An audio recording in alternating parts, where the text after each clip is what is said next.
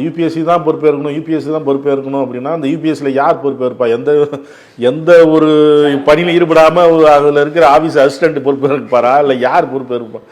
யார் பொறுப்பேற்கணும்? இல்லை, அதுதான் சார். இது வந்து எப்படி ஹையரார்கிக்கலி அதை தலைமையேற்று வழிநடத்துறவர்கள் தானே. ஆமாம் சார். இது ஹையரார்கிக்கலி சேர்மன் தான் பொறுப்பேற்கணும். சேர்மன் தான் இதுக்கு வெளியில் ஒரு ப்ரெஸ் ரிலீஸ் கொடுக்கணும். இந்த மாதிரி நடந்திருக்கு, இதுக்கு நாங்கள் பொறுப்பேற்கிறோம், நாங்கள் சரி பண்ணுறோம். சேர்மன் தான் ஸ்டேட்மெண்ட் கொடுக்கணும். இது ஹையரார்கிக்கலி அவர் தான் ரெஸ்பான்சிபிள். பட் ஆனால் இன்டர்னலாக within the department, within the commission action எடுக்கணும். வித்தின் த கமிஷன் அவங்க அதுக்கான நெசசரி ஆக்ஷன் எடுத்து அந்த கொஸ்டின் செட் பண்ணவங்க, அந்த ப்ராசஸில் இன்வால்வ் ஆனவங்கள அக்கௌண்டபிளாக ஆக்குறது யூபிஎஸ்சி வித்தின் த ஆர்கனைசேஷன் பண்ண வேண்டிய ஒரு விஷயம். ஆனால் பொறுப்பேற்க வேண்டியது தலைவர் தான். அங்கே தான் பிரச்சனை என்னன்னு கேட்டிங்கன்னா, ஓகே, இப்போ நான் சீக்வன்ஸாக சொல்கிறேன் பாருங்கள். போன வருஷம் பூஜா கேட்கற பிரச்சனை, அது அரௌண்ட் ஒரு ஜூலை இந்த டைமில் தான் வெளில வந்தது, சரிங்களா?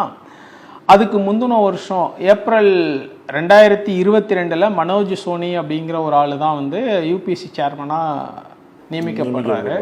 எதிர்ப்புலாம் வந்துச்சு. ஆமாம், அவர் பிஜேபி ஐடியாலஜி உள்ள, அவருக்கு பேரே சோட்டா மோடி தான். குஜராத்தில் அவருக்கு பேரே சோட்டா மோடி தான், ரைட்?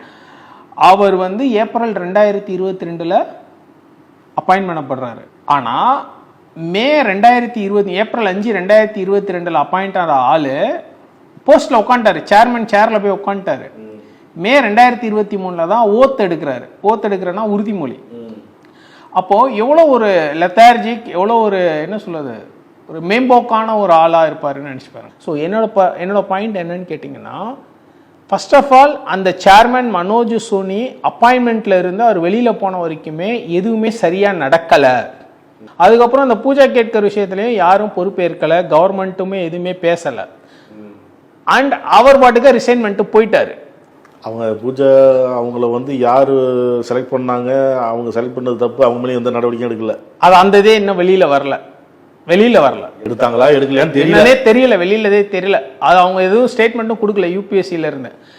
அவர் இருக்கும்போது தான் இந்த கீ ப்ரிப்பேர் பண்ணப்பட்டிருக்கு. அவர் இருக்கும்போது தான் இந்த ப்ரிலிம்ஸ் 2024 இவாலுவேட் பண்ணியிருக்காங்க. ஸோ என்னோட பாயிண்ட் என்னன்னா, அவர் உள்ள வந்ததுல இருந்தே யூபிஎஸ்சியில் குளறுபடி தான்.